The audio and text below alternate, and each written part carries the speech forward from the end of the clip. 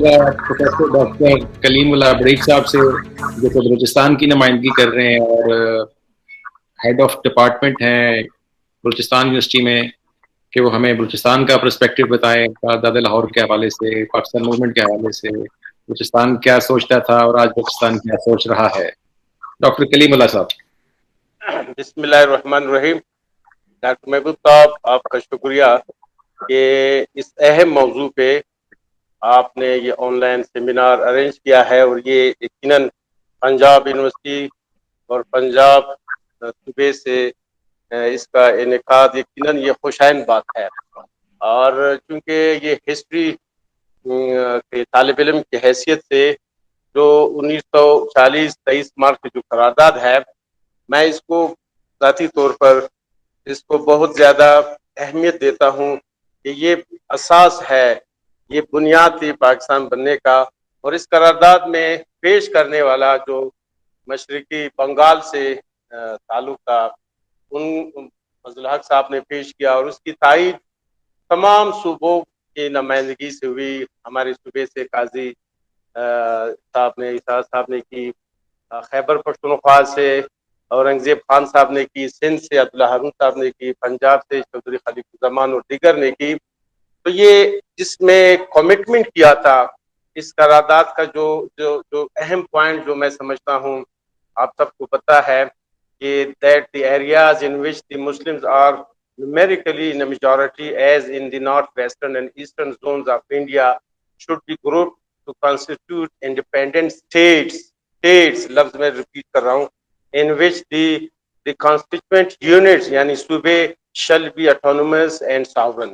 तो ये बड़ा वाज़ेह करारदाद था लाखों के इज्तिमा में पाकिस्तान के बाद में बना, तमाम सूबों के साथ, खासकर मशरकी बंगाल के साथ, छोटे जो सूबे थे उनके साथ ही कमिटमेंट की कि हम एक ऐसा मुल्क बनाना चाहते हैं, मुतालिबा कर रहे हैं कि जहां के सूबे कॉन्स्टिट्यूएंट यूनिट्स ऑटोनोमस और सॉवरन हो।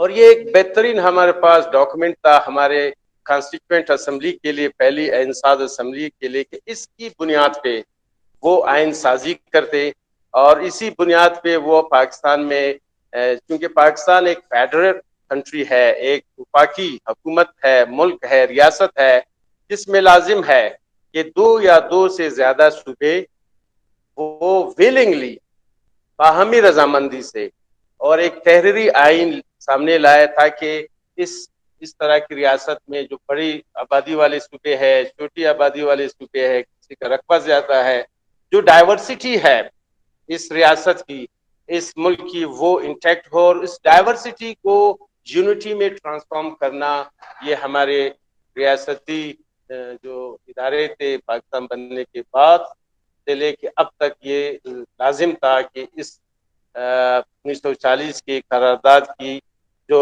क्रक्स है उसके मुताबिक आगे चलती। अनफॉर्चुनेटली आप माशाल्लाह हिस्ट्री के प्रोफेसर है, जो सामीन, जो हमारे बाकी साथी है, सबको पता है कॉन्स्टिट्यूएंट असेंबली जो जिन्होंने काम करना था, उन्होंने अपना काम एक तो लेट शुरू किया। 12 मार्च 1940 को 49 को जो ऑब्जेक्टिव रेजोल्यूशन पास किया, उसमें भी ये हमारे आइन का हिस्सा है, प्रियम्बल है, ये मेरे सामने कॉन्स्टिट्यूशन पड़ा है, जो ऑब्जेक्टिव रेजोल्यूशन है हमारे आइन का हिस्सा है, जिसमें भी ये वादा किया था कि पाकिस्तान एक फेडरल जमहूरी मुल्क होगा और उसकी बुनियादें जो है जमहूरियत की उन असास पे कायम रही। आप सब जानते हैं, हमने देखा कि आइन साजी का अमल इंतहाई रवि का शिकार। बेसिक प्रिंसिपल कमेटी ने अपनी पहली रिपोर्ट जो पेश की वो तनाज़ात का शिकार हुई। दूसरी रिपोर्ट 52 में पेश की, वो तनाज़ात का शिकार हुई। फिर 53 में जो बोगरा फार्मूला बड़ी मुश्किल से एक अंडरस्टैंडिंग पॉलिटिकल लीडरशिप के दरमियान बना कि मशरकी बंगाल की जुबान भी कौमी जुबान का दर्जा दिया गया। उर्दू के साथ साथ होना ये चाहिए था कि दीगर जुबानों को भी, पंजाबी है, सिंधी है, सराइकी है, पश्तो है, बलोची, ब्रावी, उसको भी कौमी जुबान का दर्जा देते।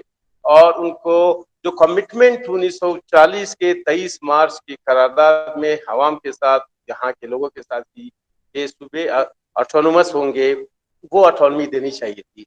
लेकिन हम देखते हैं कि 24 अक्टूबर 54 को गवर्नर जनरल गुलाम मोहम्मद ने पहली आइन साज असम्बली तोड़ दी और दूसरी आइन साज असम्बली 1940 के करारदाद ऑल इंडिया मुस्लिम लीग की जो जदोजहद थी उसके बिल्कुल यू टर्न, बिल्कुल बरअक्स तमाम जो सूबे थे, फेडरेटिंग यूनिट्स थे, उसको खत्म करके वन यूनिट कायम किया 55 में।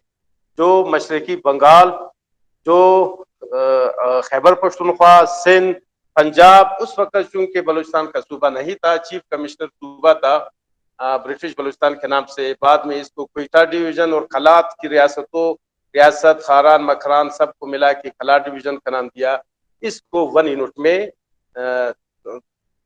चेंज कर दिया, 2 सूबे बनाए गए, बजाय ये कि 1940 के करारदाद की तर्ज पर उसके जो असास थी उसके मुताबिक सूबों को मजीद इख्तियार देते, उनकी जुबानों को, उनकी मादनियात पे, उनका रिसोर्सेज पे उनका हक होता। उसके बजाय आप देखते हैं कि वो बिल्कुल यू टर्न लिया, जिसके खिलाफ नेशनल अवामी पार्टी बनी। और आप हैरान होंगे, आप सब जानते हैं कि नेशनल अवामी पार्टी ने और अवामी लीग ने, बाद में एमआरडी ने, बाद में पूनम ने, पाकिस्तान ऑपरेस नेशनल मूवमेंट ने, इन तमाम लोगों ने मुतालिबा किया कि 1940 के 23 मार्च के करारदाद की बुनियाद पे पाकिस्तान में आइन साजी की जाए। अब जो सूबे डिमांड कर रहे थे जो पाकिस्तान में एक फेडरेशन का हिस्सा बने, अभी भी डिमांड है, आज भी आप उठा ले इन तमाम सियासी जमातों का जो मुख्तलिफ हवालों से नेशनल पार्टी से लेके आज तक पीडीएम के शक्ल में या पूनम के शक्ल में या दूसरे इतिहाद की शक्ल में उनका यही मुतालिबा रहा है कि 1940 के करारदाद के मुताबिक पाकिस्तान में इंसाजी हो, पाकिस्तान में सूबे खुद मुख्तार हो। जो कमिटमेंट उस वक्त कायद आजम मोहम्मद अली जिन्ना जो फादर ऑफ द नेशन है, उस वक्त जो सियासी अकाबरीन ने ऑल इंडिया मुस्लिम लीग के प्लेटफॉर्म से कमिटमेंट की थी, उसका जो है इम्प्लीमेंटेशन उसी बुनियाद। हम हैरान है कि 23 मार्च को मैं तो जाती तौर पर कभी कभार जो मुझे बुलाया जाता है इस तरह के सेमिनार में, मैं हैरान हूँ 23 मार्च को फौजी परेड होता है।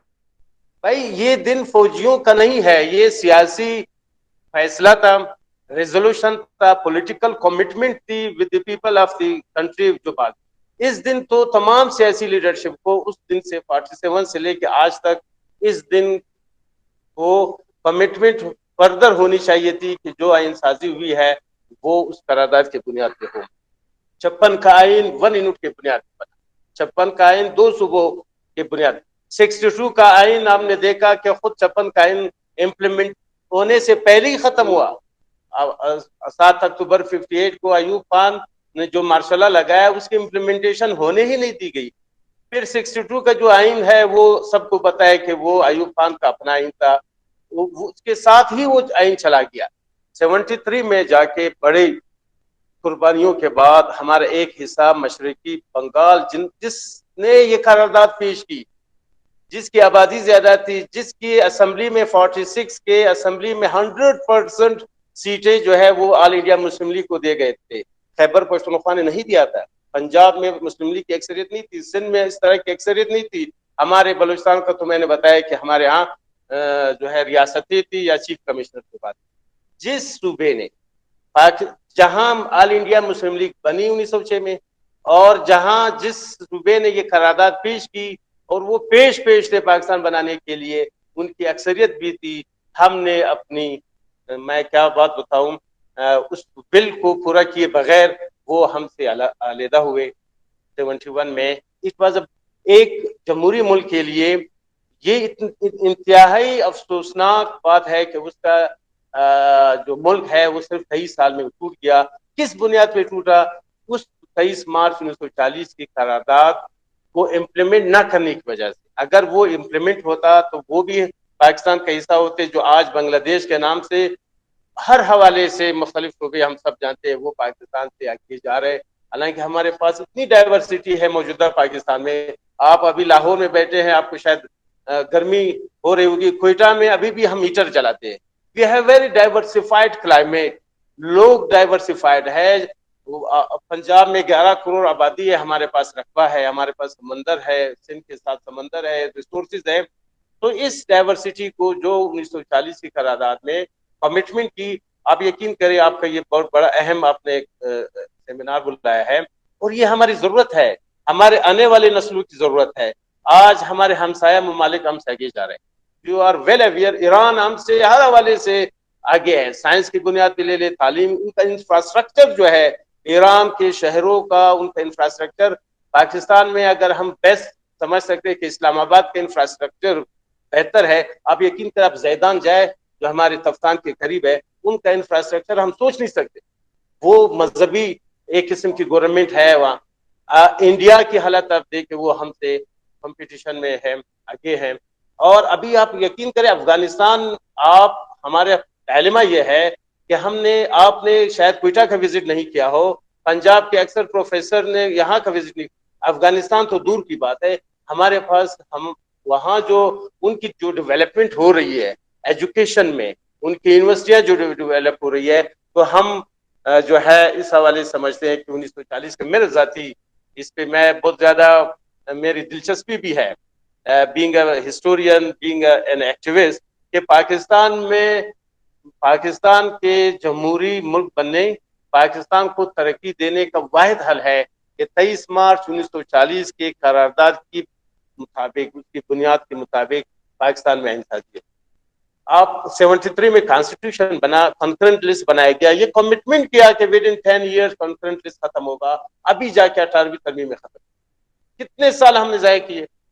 और ये कितनी अफसोसनाक बात है कि बड़ी कुर्बानी के बाद बांग्लादेश हमसे अलग हुआ, बंगाली हमसे अलग हुए, हमारी कमजोरियों की वजह से। फिर जो कॉन्स्टिट्यूशन 73 में उस वक्त की पॉलिटिकल लीडरशिप ने जो एक कमिटमेंट की थी, 73 का कॉन्स्टिट्यूशन दिया था, जो मैं समझता हूँ पहले दो कॉन्स्टिट्यूशन से जमहूरी था, उसमें कमिटमेंट थी कि तमाम सूबों को उसकी ऑटोनॉमी दी जाएगी, उनकी जुबानों को इख्तियार बनाया जाएगा, उनके रिसोर्सेज पे उनका हक होगा, और कंकरेंट लिस्ट जो बनाया था वो सूबों को दिया जाएगा। फिर आपने देखा कि 73 से लेके 77 हमारे जो एस्टेब्लिशमेंट है, वो इतनी कुर्बानियों के बाद, इतने नुकसानात के बाद सिर्फ 4 साल भी वेट न किया उन्होंने। फिर दोबारा जाके एक जमहूरी हुकूमत, जो एक प्रोसेस चल रहा था सही। हम being teacher, being student of history, सियासी पार्टियों में कमजोरियां होती है, सियासी लीडरशिप में कमजोरियां होती है। इसका ये मतलब नहीं है कि उन सियासी पार्टियों की कमजोरियों, लीडरशिप की कमजोरियों से बहाना बना के बिल्कुल उल्टा हम एक फौजी डिक्टेटरशिप कायम करें, जिसका नुकसान ये हुआ कि 77 से लेके आपने देखा 88 तक हमारे मुल्क में जमहूरी हुकूमत नहीं थी।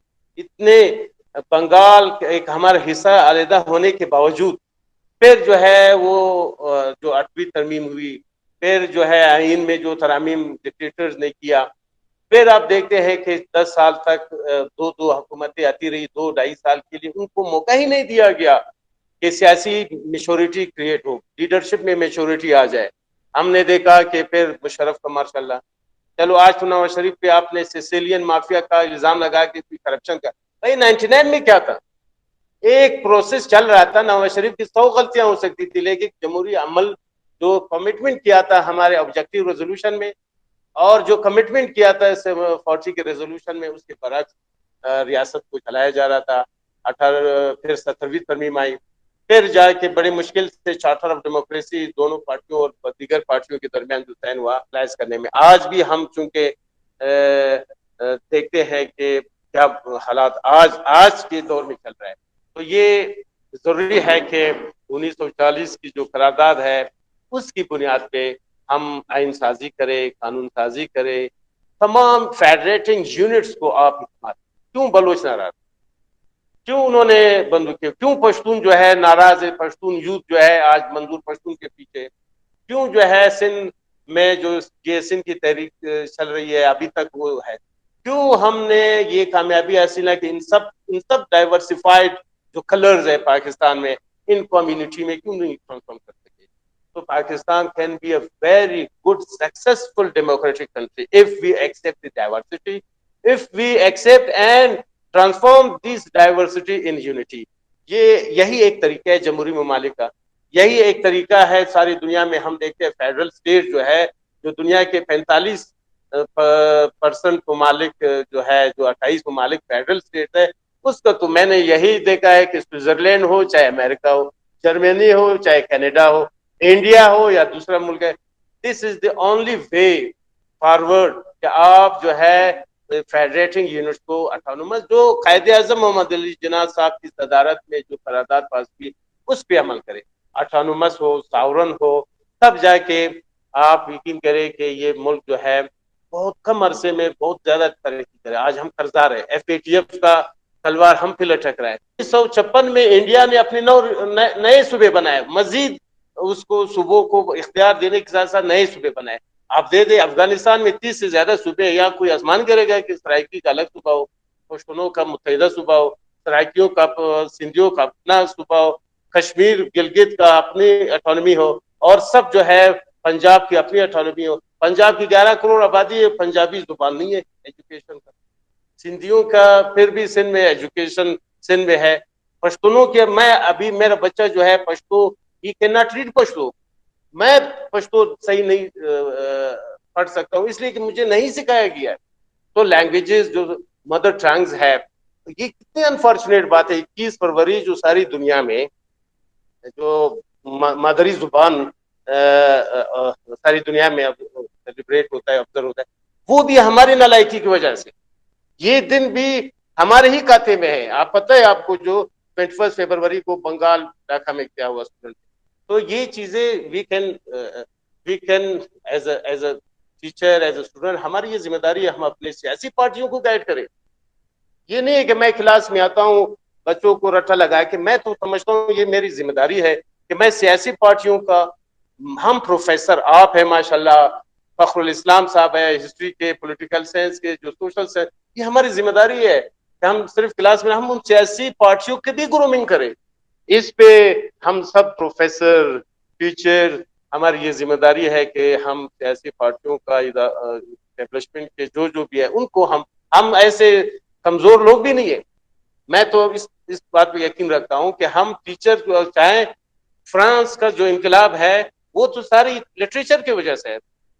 आपका अफगानिस्तान में जो सौर इनकलाब आया था, नूर मोहम्मद तरेक वगैरह, उन्होंने लिटरेचर दिया था, नौजवानों को गाइड किया था। हम अनफॉर्चुनेटली पाकिस्तान में जो प्रोफेसर है, हम सिर्फ तनख्वाह की हद तक, ये it is very unfortunate doctor महबूब साहब, हम अपने जिम्मेदारियों का हमें एहसास ही नहीं है।